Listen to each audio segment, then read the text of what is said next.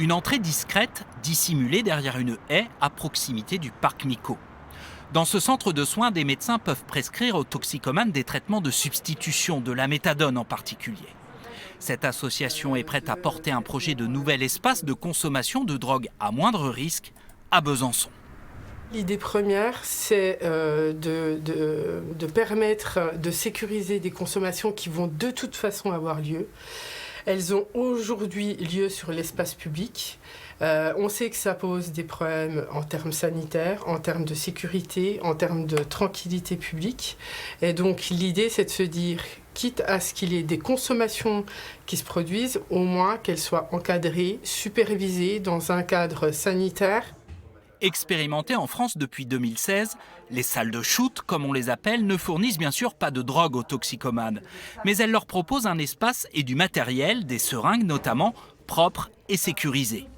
La prise de produits y est supervisée par un professionnel de santé. Ce dispositif existe dans une douzaine de pays à l'étranger, en Suisse, en Allemagne, au Canada, mais seules 2 villes l'ont mis en place en France, Paris et Strasbourg. Plusieurs autres métropoles sont candidates, toutes d'une taille bien supérieure à Besançon. Je suis consommateur de stupéfiants depuis près de 30 ans. Xavier vit dans la capitale comtoise. Ce toxicomane porte dans sa chair les stigmates de ses addictions. Des marques d'abcès parce que j'ai injecté dans des endroits où c'était pas des produits de mauvaise qualité.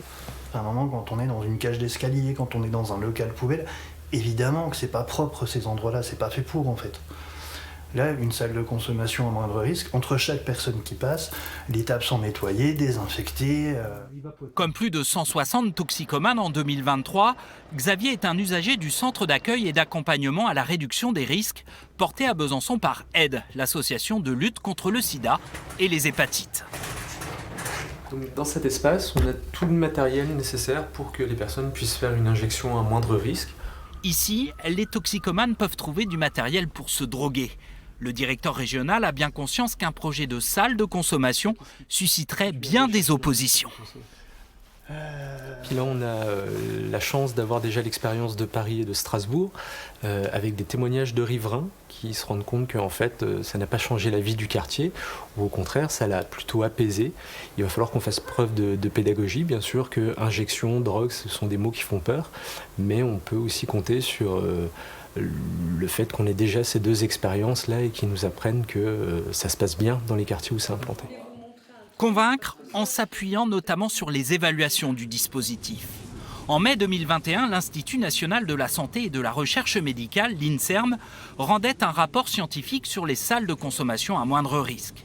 Rapport qui constate des effets positifs en termes de santé individuelle, de santé publique et de tranquillité publique et suggère que cette intervention présente un rapport coût-efficacité acceptable pour la société.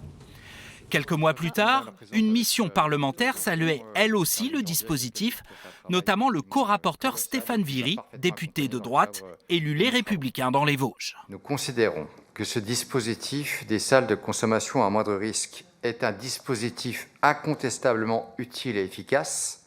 Autant de conclusions positives sur lesquelles la municipalité de Besançon s'appuie pour pousser le projet qui pourrait attirer 300 à 400 toxicomanes. Un diagnostic est en cours. La toxicomanie est une maladie. Donc les personnes qui consomment des produits ne le font pas parce qu'elles le souhaitent, mais parce qu'elles ne peuvent pas faire autrement. Donc l'idée d'une salle de consommation, c'est qu'ils aient une consommation encadrée. Et puis, petit à petit, de diminuer leur consommation pour arriver à l'abstinence. Reste un défi de taille, celui du choix de l'implantation de la structure, pour éviter, comme récemment à Marseille, que la mobilisation de riverains ne torpille le projet. Faut-il un lieu central comme l'hôpital Saint-Jacques ou une salle au plus près des consommateurs dans les quartiers de Battant ou de Planoise? Ou alors une structure mobile? Choix cornélien pour la mairie qui devra compter sur le soutien des services de l'État, les dépenses de fonctionnement de ces structures étant prises en charge par l'assurance maladie. Ni la préfecture, ni le procureur de la République, qui ont leur mot à dire, n'ont accepté de répondre à nos questions. L'Agence régionale de santé se dit, elle, attentive à l'évolution du projet avant le dépôt officiel d'un dossier.